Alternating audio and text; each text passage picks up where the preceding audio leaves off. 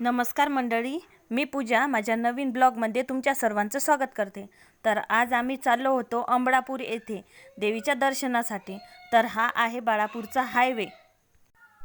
हा हायवे आताच बांधलेला आहे, खूप छान रस्ता आहे हा। त्यानंतर आम्ही गेलो होतो थोडं समोर। गेल्यानंतर मस्त असा छोटे छोटे डोंगर होते, केळीच्या बागी होत्या, फुलाचे बगीचे होते। त्यानंतर अंबळापूरच्या थोडा आधी आहे ना, मस्त असा घाट होता। या घाटात खूप साऱ्या दऱ्या खोऱ्या होत्या, जनावरं दिसत होते। त्यानंतर हा जो रस्ता आहे ना, तो नांगमोडी वळणाचा रस्ता आहे। त्यावर मस्त अशी हिरवीगार झाडं होती आणि खूप छान असं वातावरण होतं। तो पूर्ण हिरवगार भरलेला डोंगर खूप छान दिसत होता। त्यानंतर इथं फोटोशूटसाठी खूप छान असा पॉईंट आहे, तुम्ही येऊ शकता। ही जागा अंबळापूरच्या थोडं आधी येते।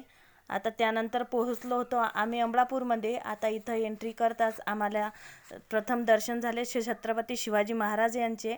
त्यानंतर आम्ही पोहोचलो होतो देवीच्या आवारामध्ये।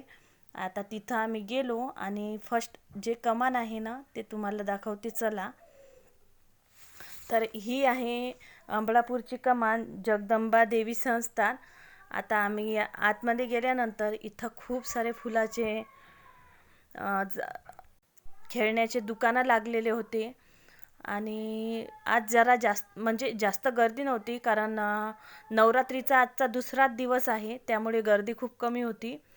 आता त्यानंतर आम्ही प्रसाद वगैरे घेतला आणि पहिल्या पायरीचं दर्शन घेऊन आम्ही गेलो होतो वरती।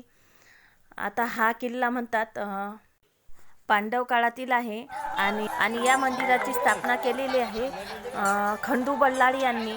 त्यांच्या हस्तेच या देवीची स्थापना झालेली आहे, म्हणून हिचं नाव बल्लाळ देवी असे बी पडलेले आहे।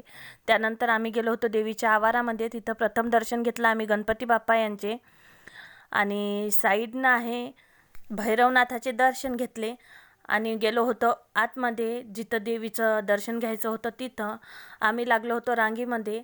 आता इथंही कसं आहे, मस्त असा देवीच्या समोरचा जो भाग आहे तो मस्त मोकळा आहे, त्यामध्ये बसू शकतो आपण निवांतपणे। आणि साईडनं आहेत गणपती बाप्पा। त्यानंतर गेलो होतो आम्ही आतमध्ये। आता गाभाऱ्यात गेल्यानंतर प्रथम परत दर्शन होते गणपती महाराज यांचे, आणि अंदर गेलो आम्ही। हे आहे अंबळापूरची देवी जगदंबा माता, आणि इथं बसलेला आहे नवरथ। सध्या इथं जास्त गर्दी नाही, पण 1-2 दिवसामध्ये नवरात्रीमुळे खूप सारी गर्दी होणार आहे इथं। छान असं रूप दिसत होतं आईचं। आता ही आहे मंदिराची मागची साईड। इथं भव्य दिव्य असं याचं बांधकाम झालेलं आहे। खूप आजूबाजूनं पण याची खूप प्रगती झालेली आहे, खूप छान मंदिर बांधलेलं होतं। त्यानंतर आम्ही गेलो होतो जिथं इच्छापूर्ती दगड आहे तिथं। त्याआधी पण आम्ही ज्या इटा पाण्यात तरंगतात ना, त्या पाहून आलो होतो।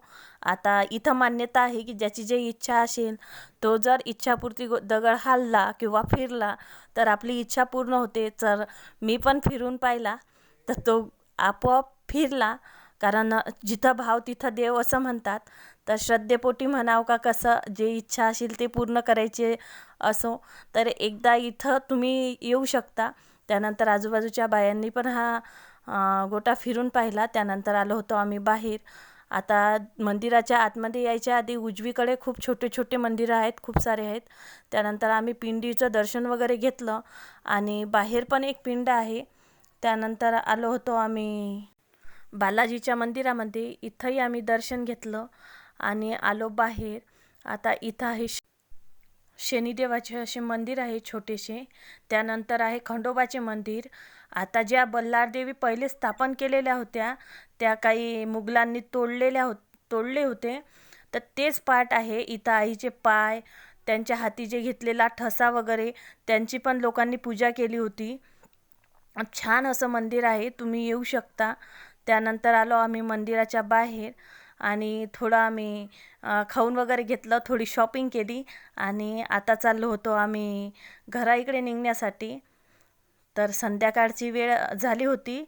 आता खूप सारं असं मस्त छान व्ह्यू दिसत होता, कारण संध्याकाळी सूर्य ऑरेंज कलरचा आणि या घनदाट घाटीमध्ये तो पडत होता। खूप सुंदर वातावरण होतं।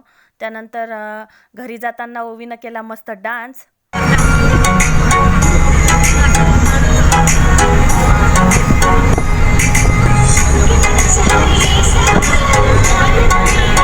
डान्स झाल्यानंतर आम्ही पोहोचलो होतो आता घरी. तर आजचा ब्लॉग तुम्हाला कसा वाटला हे कमेंट करून नक्की सांगा आणि सबस्क्राईब करायला विसरू नका.